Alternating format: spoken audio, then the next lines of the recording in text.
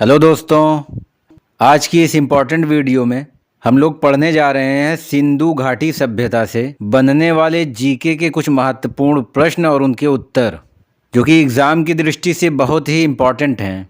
और इस वीडियो में स्पेशली मैंने ऐसे प्रश्नों को लिया है जो किसी न किसी कम्पिटिटिव एग्ज़ाम में पूछे जा चुके हैं। आगे वीडियो में मैं प्रश्नों के साथ इंडिकेट कर दूंगा कि कौन सा प्रश्न किस परीक्षा में और किस साल पूछा गया है। तो वीडियो बहुत इंपॉर्टेंट होने वाला है, बने रहें अंत तक इस वीडियो में। और चैनल पर नए हैं तो चैनल को सब्सक्राइब करें और साथ ही साथ बेल आइकन को भी प्रेस करें। तो आइए वीडियो को शुरू करते हैं और देखते हैं आज का हमारा पहला प्रश्न। तो हमारा पहला प्रश्न है, सिंधु सभ्यता किस नदी तंत्र के किनारे बसी थी? तो ऑप्शन में 4 नदियों के नाम दिए गए हैं, जिनमें से ऑप्शन सी इसका सही उत्तर है, यानी सिंधु नदी। जी हाँ दोस्तों, सिंधु घाटी सभ्यता सिंधु नदी या किसी ऐसी नदी के किनारे बसी थी जो अंत में सिंधु नदी में जाकर मिल जाती है, इसीलिए इसका नाम सिंधु घाटी सभ्यता भी पड़ा है। हमारा अगला प्रश्न है, सिंधु सभ्यता का उचित नाम क्या है? तो इसके चारों ऑप्शंस में से ऑप्शन ए इसका सही उत्तर हो जाएगा, हड़प्पा सभ्यता। हालांकि इसके ऑप्शंस में जितने भी नाम दिए गए हैं ये सभी सिंधु सभ्यता के नाम हैं, लेकिन यहाँ पूछा गया है कि इसका उचित नाम क्या है। तो इसका उचित नाम है हड़प्पा सभ्यता। इसकी वजह यह है कि इसकी सबसे पहले जानकारी हड़प्पा शहर की खुदाई से मिली थी, इसीलिए इसका उचित नाम हड़प्पा सभ्यता होगा।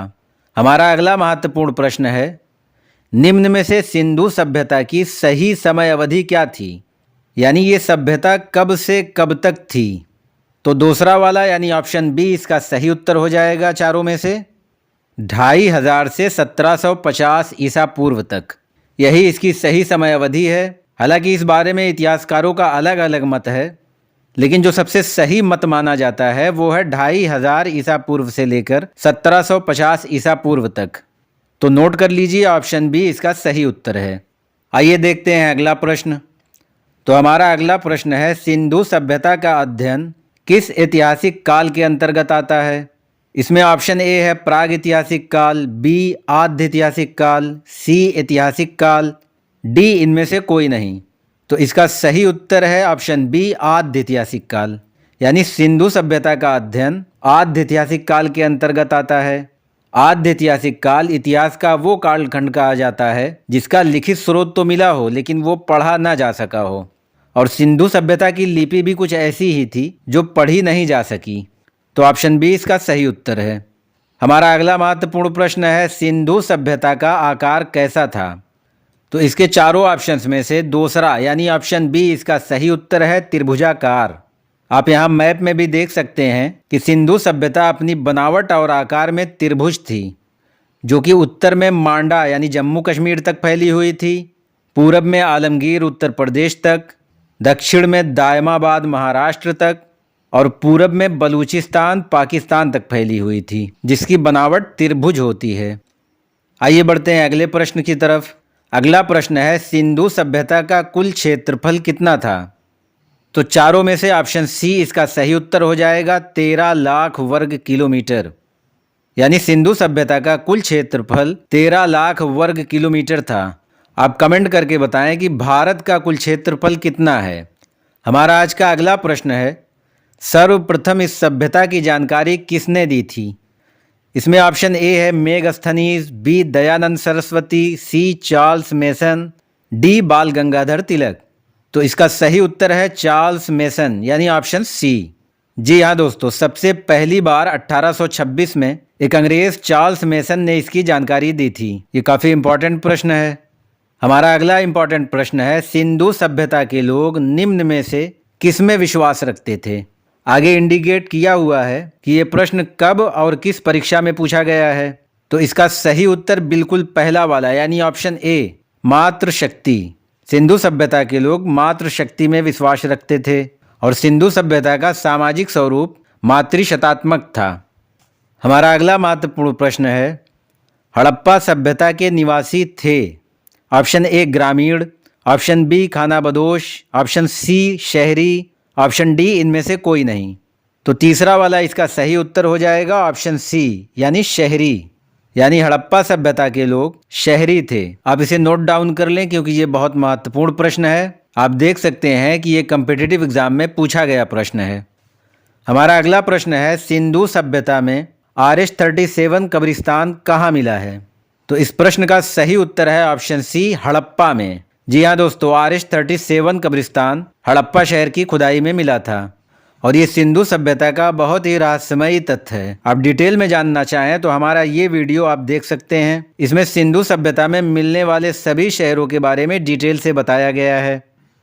अब आइए बढ़ते हैं हमारे अगले प्रश्न की तरफ। हमारा अगला प्रश्न है, किस पशु के अवशेष सिंधु सभ्यता में प्राप्त नहीं हुए? इसमें ऑप्शन ए है शेर, ऑप्शन बी घोड़ा, ऑप्शन सी हाथी, ऑप्शन डी कुत्ता। तो बिल्कुल पहला वाला यानी ऑप्शन ए इसका सही उत्तर हो जाएगा, शेर, क्योंकि सिंधु सभ्यता की खुदाई में शेर के अवशेष नहीं प्राप्त हुए। बाकी ऑप्शन में दिए हुए और तीनों जानवरों के अवशेष सिंधु सभ्यता की खुदाई में प्राप्त हुए थे। हमारा अगला इंटरेस्टिंग और इम्पॉर्टेंट प्रश्न है, निम्न में से किसका अर्थ है मृतकों का टीला? तो इसके चारों ऑप्शंस में से ऑप्शन बी इसका सही उत्तर हो जाएगा, मोहनजोदड़ो, क्योंकि मोहनजोदड़ो संस्कृत भाषा का एक शब्द है जिसका अर्थ होता है मृतकों का टीला। इसके पीछे एक दिलचस्प कहानी है, वो ये कि मोहनजोदड़ो की खुदाई में एक जगह बहुत सारे मानव कंकाल मिले थे, जिस वजह से इस शहर का नाम मोहनजोदड़ो रख दिया गया, जिसका अर्थ होता है मृतकों का टीला। हमारा अगला प्रश्न है, सिंधु सभ्यता का बंदरगाह वाला शहर कौन सा था?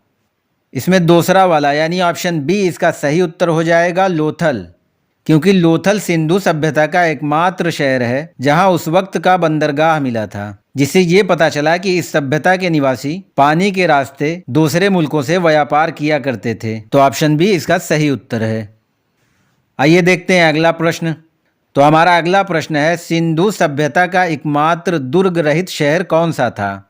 तो सबसे पहले जान लीजिए कि दुर्ग रहित का क्या अर्थ होता है।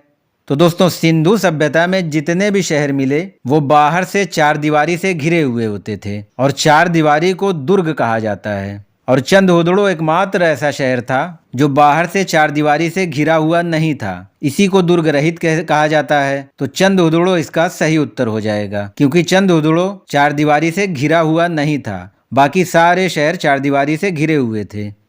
हमारा अगला महत्वपूर्ण प्रश्न है, हड़प्पा कालीन स्थलों में अभी तक किस धातु की प्राप्ति नहीं हुई है? ऑप्शन ए सोना, बी लोहा, सी कांसा, डी तांबा। तो इसका सही उत्तर है लोहा यानी ऑप्शन बी, क्योंकि सिंधु सभ्यता की खुदाई में लोहा एकमात्र ऐसा धातु था जो कहीं नहीं मिला। तो ऑप्शन बी इसका सही उत्तर हो जाएगा। हमारा अगला प्रश्न है, निम्नलिखित विद्वानों में हड़प्पा सभ्यता का सर्वप्रथम खोजकर्ता कौन था? ध्यान रहे कि यहाँ हड़प्पा के बारे में पूछा जा रहा है, न कि पूरी सिंधु सभ्यता के बारे में। तो इसका सही उत्तर हो जाएगा ऑप्शन सी, दयाराम साहनी। और अगर पूरी सिंधु सभ्यता के बारे में पूछा जाए तो इसका सर्वप्रथम खोजकर्ता चार्ल्स मेसन था। तो दयाराम साहनी यानी ऑप्शन सी इस प्रश्न का सही उत्तर हो जाएगा। आइए बढ़ते हैं अगले प्रश्न की तरफ। हमारा अगला प्रश्न है, सिंधु सभ्यता में घर किससे बनाए जाते थे? इसमें ऑप्शन ए है पत्थर से, बी ईंट से, सी मिट्टी से, डी लकड़ी से। तो ऑप्शन बी इसका सही उत्तर हो जाएगा, ईंट से। सिंधु सभ्यता के लोग अपने घर पक्की ईंटों से बनाते थे। काफ़ी इंपॉर्टेंट प्रश्न है, नोट कर लीजिए। हमारा अगला परीक्षा में पूछा जाने वाला प्रश्न है, हड़प्पावासी किस वस्तु के उत्पादन में सर्वप्रथम थे? तो चारों में से ऑप्शन बी इसका सही उत्तर हो जाएगा, कपास, यानी सिंधु सभ्यता के लोग कपास के उत्पादन में सर्वप्रथम थे। हमारा अगला महत्वपूर्ण प्रश्न है, सिंधु सभ्यता में सबसे चौड़ी सड़क किस शहर में मिली थी?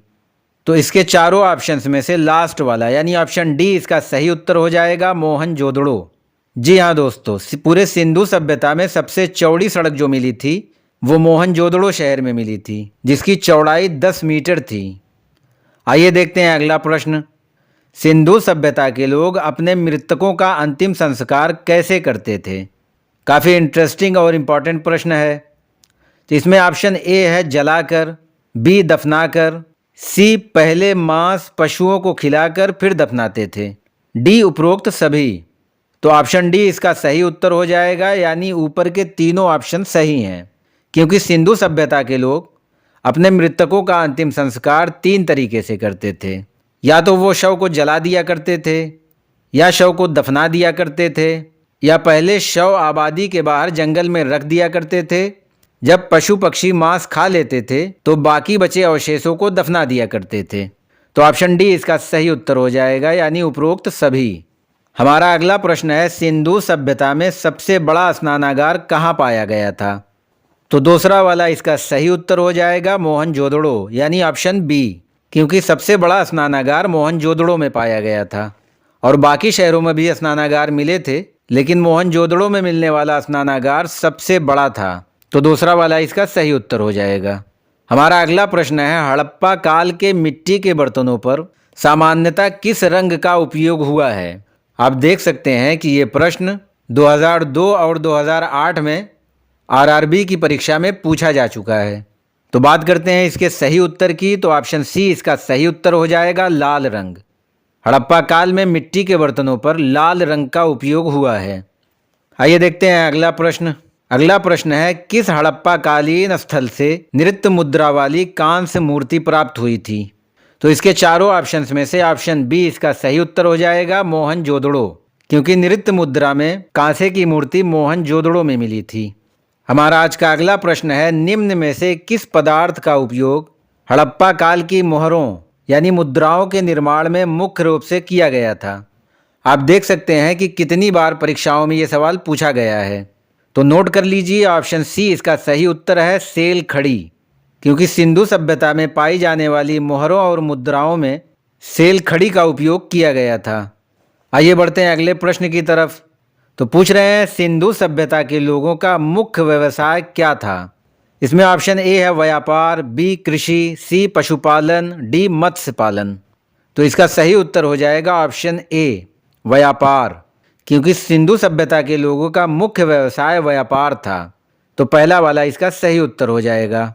तो दोस्तों, ये थे सिंधु सभ्यता से बनने वाले कुछ महत्वपूर्ण ऑब्जेक्टिव टाइप क्वेश्चंस और उनके उत्तर। और इनमें से अधिकांश प्रश्न कई बार कॉम्पिटिटिव एग्जाम में पूछे गए हैं, जो कि मैंने प्रश्न के साथ इंडिकेट कर दिया है। आप चाहें तो सबका स्क्रीनशॉट लेकर इसे याद कर सकते हैं। बाकी और दूसरे विषयों पर जीके के प्रश्न और उनके उत्तर जानना चाहते हैं तो हमारे चैनल को आप विजिट कर सकते हैं। बाकी ये वीडियो कैसा लगा आप कमेंट करके जरूर बताएं। साथ ही साथ चैनल को सब्सक्राइब करें, वीडियो को लाइक और शेयर करें। मिलते हैं ऐसी ही किसी और इन्फॉर्मेटिव वीडियो के साथ, तब तक के लिए धन्यवाद।